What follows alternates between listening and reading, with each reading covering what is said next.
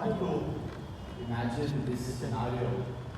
This is a scenario which I have created based on watching a number of movies and serials where I have got a certain image. Just imagine that there is a leader of some group, who for some reason is picked up, arrested, put into jail, taken away. And at the moment that this happens to him, what do we see in most of these films? All the other team will all disperse. Everyone disappears. Safety first. And then, as it very often turns out, by some luck, by some trick, that person, that leader, escapes from the jail, or escapes from arrest, or escapes from the hands of some other group. And now imagine that this leader comes in front of his or her group members. What do you think is the first thing that is done? Before he seeks revenge on those who captured him, he will finish off those who ran away from him. Right? This is the story that we all very often see.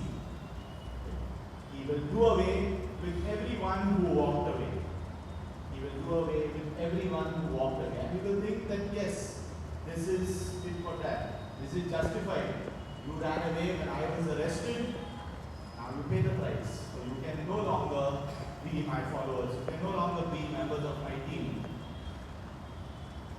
Now contrast this, what we see, we would call that reality, because that is very often what happens. Contrast this with today's gospel.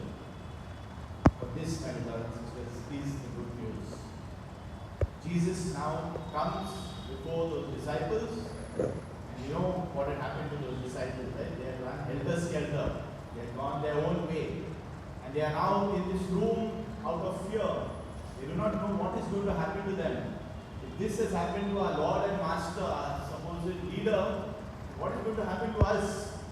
We will have to face the same consequences. So rightfully, they are afraid. But now Jesus comes among them. What does he say to them? He says in his gospel, Christ, peace be with you. Peace be with you. No matter what has happened, peace be with you. And then what does he tell them? Next time first he says, peace be with you. Then he says, peace be with you. As the Father has sent me, so I am sending you.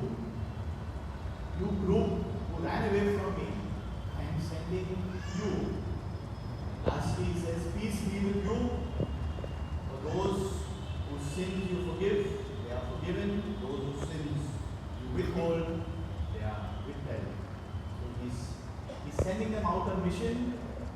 He's sending them out on a mission of forgiveness, a mission of mercy. That is why today's gospel is so very apt for the feast that we're celebrating, divine mercy. This, my brothers and sisters, is God's way. It's God's way. The world, someone who has been deserted will take revenge.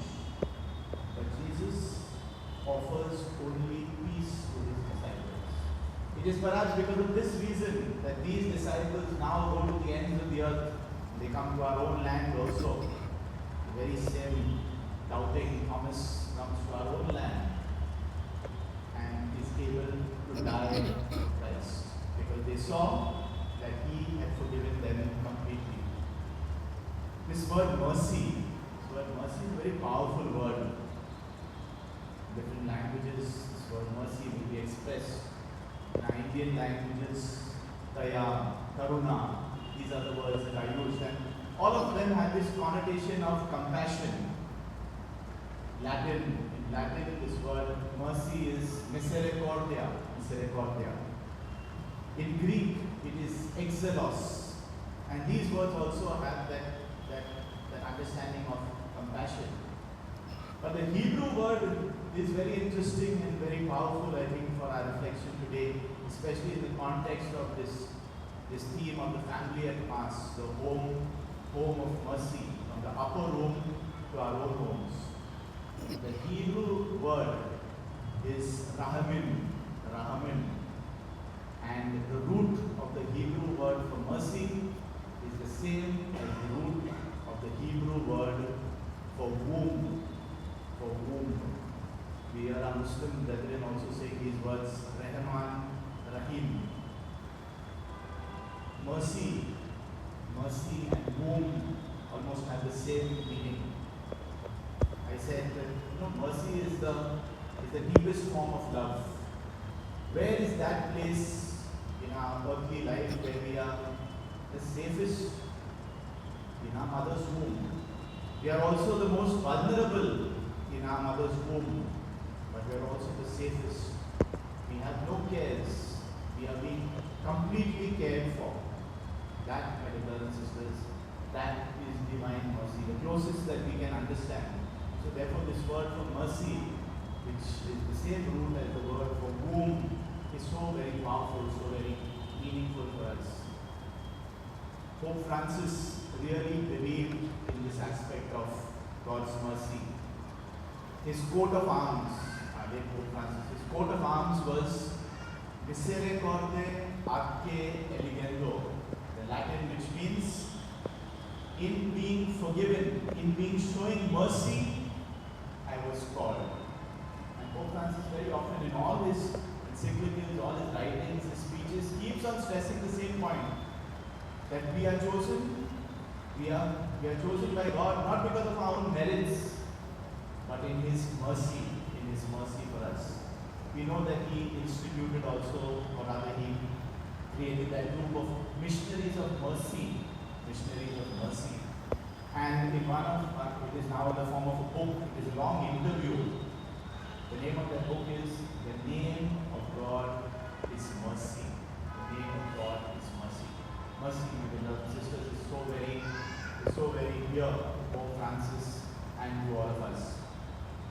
And coming to how do we relate this mercy, this theme, especially the family of Mass. Mercy was shown to the disciples in the upper room.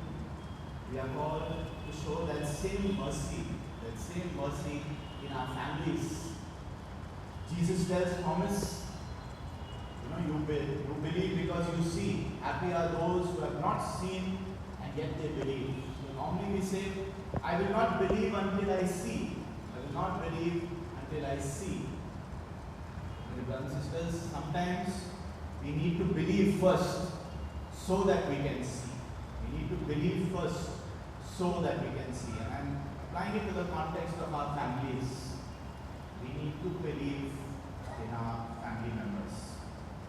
We need to believe in one another. Very often people go astray for various reasons. Especially young people in our family sometimes go astray, but others also. And at that time it is very difficult to believe. Sometimes the familiarity breeds contempt. The longer you live with people in the home, you become more fed up of them. Most people will share this. And that may happen because you come to know this person is